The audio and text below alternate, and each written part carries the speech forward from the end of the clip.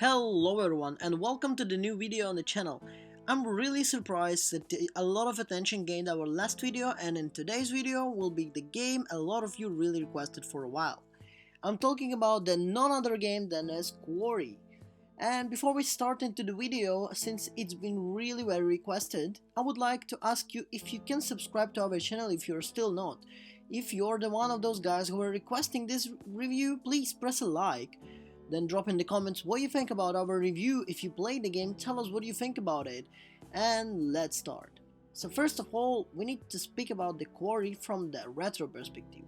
I think a lot of guys were excited because of this game is coming like a pre-order to the something that was in the past called Until Dawn.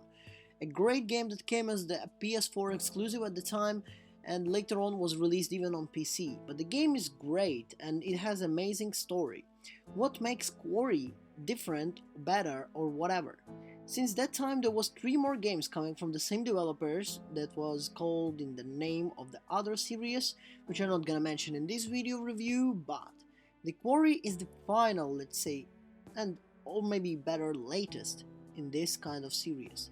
So the Quarry really caught a lot of fans' attention. This time they partnered with 2K Games, as the publishers got their latest choice-based narrative horror style out for the summer experience. Despite the concern this title might have been rushed, I would argue that it was one of their best games yet. Well, let's get into it. Players assume control of 9 campers in this game, who are consuls working at the summer camp of the Hackett's Quarry, who during the last day on their job find themselves contending with the blood-drenched threats, both human and supernatural. Ooh. Whether any of them will survive in the 90s, of course, it's nearly entirely up to you. Let's talk about the story a little bit deeper here. So there are a lot of rumors about what's going on around the Hackett Quarry. But yet another year passes and the story starts. For to spend one last night at the camp, their leader, Chris Hackett, tells the consular group to lock themselves inside of the lodge and stay inside for the night before leaving in the side hastily abruptly.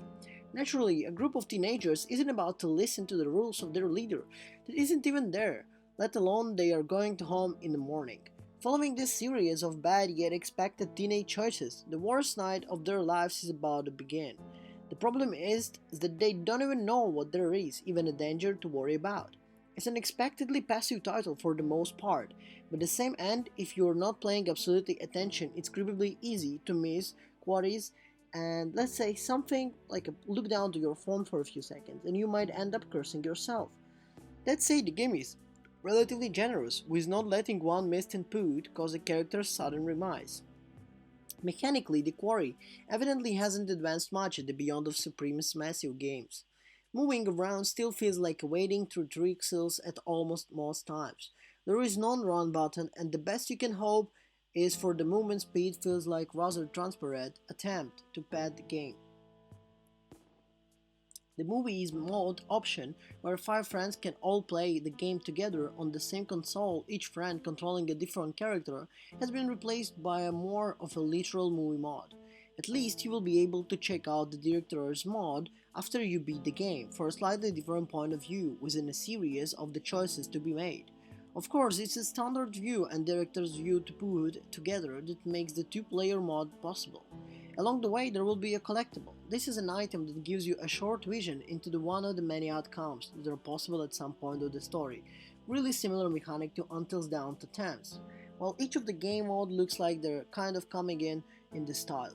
The Quarry will be looking for the tarot cards to collect. By collecting these cards and of the end of current chapter, you will return to the narrator, so she will use the cards to give you a hinted statement and the choice to see a vision. If you collect more than one card, you will have to choose vision you want to see. One area where the supremacy games have always impressed is varying degrees of the visuals, and despite the persistent aesthetic murk of the Quarry's environment, it is quite looker indeed. In certain demonstration, imagine upstick both fidelity and performance from Until Dawn, wherein famously that drops down even below 30 FPS, and it pushed PS4 near snapping point. Todd is not really disappointed that this new game is locked at 30 FPS on PS5. It does at least maintain a smooth 30 FPS without any disruption or judder. Given that any character can live or die by the choice of the way that kind of made the night places based on your choices, There is definitely plenty of replayability, plus they added a cool feature that replaced the movie night mode that had one person control the character in a group of 5 people. When you start the game in movie mode, like I mentioned in the middle of the video, you will be able to pick between the options of everyone lives. Everyone dies, director's cut, and gore fest. So to sum up, and not to go really much more deeper into the game storyline because I don't want to spoil it to you, I would like to say that The Quarry is the most intriguing story that Supremacy team has pulled off since Until Dawn. I truly enjoyed the narrative experience this title brought, the story around it, how the atmosphere is made, how it is a little bit not that serious at some times and is more like a really teenage kind of TV show from 80s or 90s. Truly a great horror title that I can recommend to any fan of those that choose the choose-based narrative games. The Quarry is actually available now not only on PlayStation like Until Dawn was at first time. It is available on PC, on Steam, PlayStation 4, PlayStation 5, Xbox One, Xbox Series X and S. Thank you everyone for watching this video. I hope you really enjoyed this review and, well, I'll see you in the next one. Don't say they come at night.